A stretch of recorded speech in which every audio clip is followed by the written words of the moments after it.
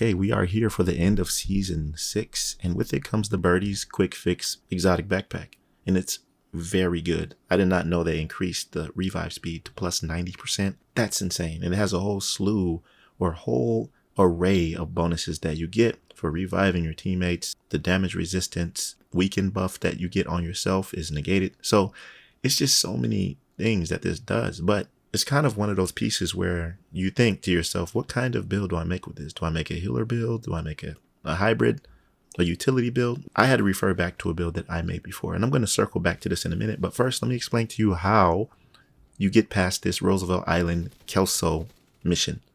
First, you have to do the heroic. It's pretty light work because it's like a regular heroic mission. Master difficulty is bumped up a little bit, but if you play as a team, you can get through it easily. The real challenge arises when you play master difficulty. This really flipped me on my head because I didn't expect 5 hunters to jump out of the woodworks. And if you're not in the right position, they're going to take you out. They're going to keep jamming your skills and you just can't do anything. Here's what we decided to do. And I queued up with some randoms.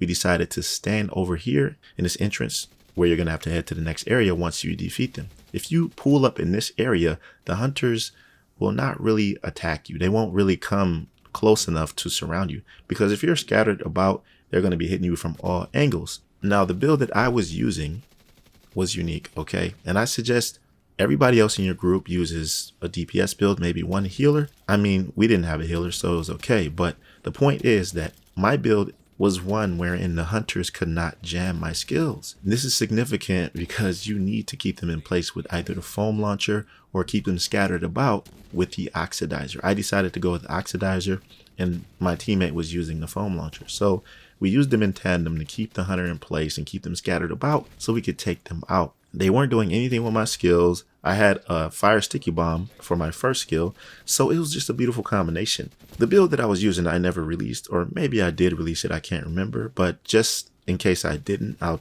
just basically go over it real quick. I was using 2 pieces of 𝐤𝐻. The chest piece talent was Spark, wherein when you deal damage with a skill, it gives you a certain amount of weapon damage. I'm using a ninja bike so that I could retain the 3-piece bonus, but you don't really need it because that's pulse resistance and mainly for PvP. But 𝐤𝐻 gear gives you hazard protection for the first piece. And since I'm using the ninja bike backpack, I only need 1 piece of 𝐒𝐿𝐴 for my knee pads, which will give me the 20% hazard protection for the second piece. And then I just have Hannah U for my mask. It gives me skill damage and skill haste. And of course, the Brazos holster, that gives me an extra skill tier just for having it on. And some weapon damage. So this is the build that I was using, and their jams had no effect on me because I have about 85 or 88% disrupt resistance. The threshold does not need to be 100% for that specific status effect in order for you to be immune. Every status has an immunity threshold. Like, I think fire has like 95%. I can't remember exact numbers. Comment below and let me know what the exact status thresholds are so that you can know. But the overall hazard protection that I have for this build is 80%. I think 79 or 80. If you throw a few mods in there for whichever you want to be immune in, you can do that and you're good to go. So this build overall is great because it has decent amount of crit. It doesn't deal as much weapon damage, but the capacitor hits. So yeah, this is the build that I was using in the master difficulty. It's a nice hybrid support / damage build where you're just super effective. Once we took out the hunters, it was pretty much light work. You just have to stick together, take out the lieutenants and colonels. And once we did that, I got the Birdie's Quick Fix pack. So this backpack is awesome. All right. As I said before, all the exotic backpacks that Division comes out with are goated. You got the ninja bike, you have Memento, and you have this, also the other explosive one. And I was thinking to myself, what can I do with this if I want to have 90% revive speed and I just want to be super helpful on my team but still be effective in terms of damage and crit and just be a nuisance overall? Well, I had to refer back to a build that was very popular to you guys. You really loved it. It was called Combat Medic. And I was able to retain 50 or 60% crit hit chance with over 100% crit damage with an insane amount of repair skills and incoming repairs, which is the secret sauce to healing yourself. I'm using technician specialization. And if you want to do even more healing, switch this from damage to healing on the specialization tree. But Technician Specialization is great because it gives you an extra skill tier. It's just a perfect hybrid / skill specialization. And the good thing about this build is that it doesn't have to be super tanky. There are 2 versions of this, and I was able to get lucky with the Shiny Monkey gear. I have 2 chess piece variants, one for PvE, one for PvP. Of course, you know, in PvP, I use Unbreakable so that I can have 2 lives pretty much. That in tandem with the crazy amount of healing that I get from the incoming repairs and the repair skills is really going to be able to face tank and destroy players who are in front of me. The primary I'm using is the capacitor. Of course, it's the best choice because I have 6 skill tiers and you get weapon damage based on the amount of skill tiers you have. Plus, you get more skill damage as you level up these stacks up to 40. So you get 60% more skill damage just for shooting this weapon. The secondary and the pistol aren't really that important, honestly. You're not going to put this capacitor down. But here is the build, right? I have Birdie's Quick Fix Exotic Bag. As you can see here, 90% revive speed. And just look at how fast this is. This is insane. This was buffed from the PTS. It wasn't this fast. I don't remember it being this fast.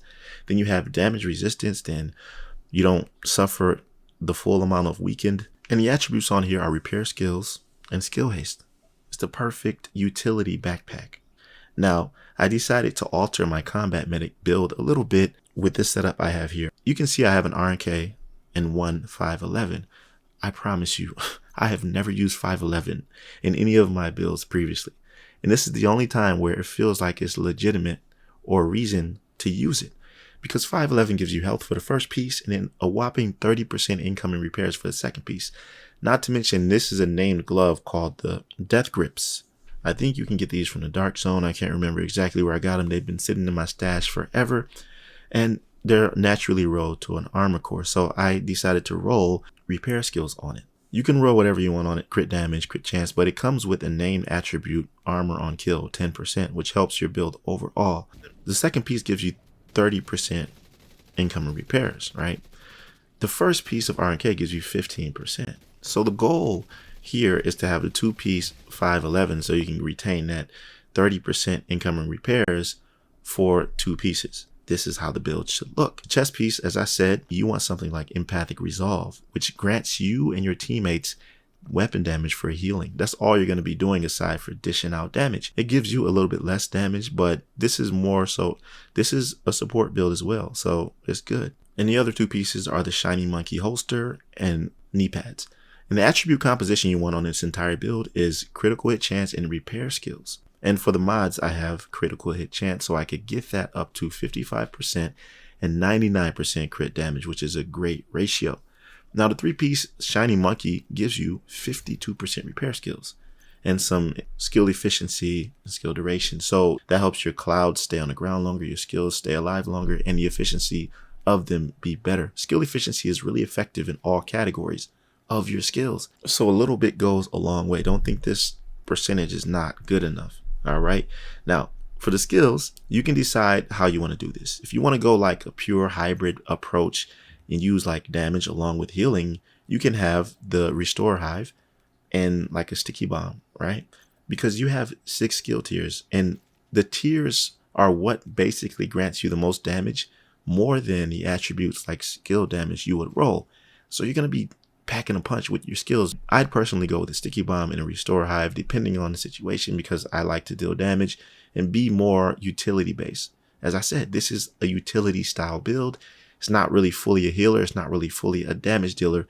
It's an all around build, but you're not spread too thin either.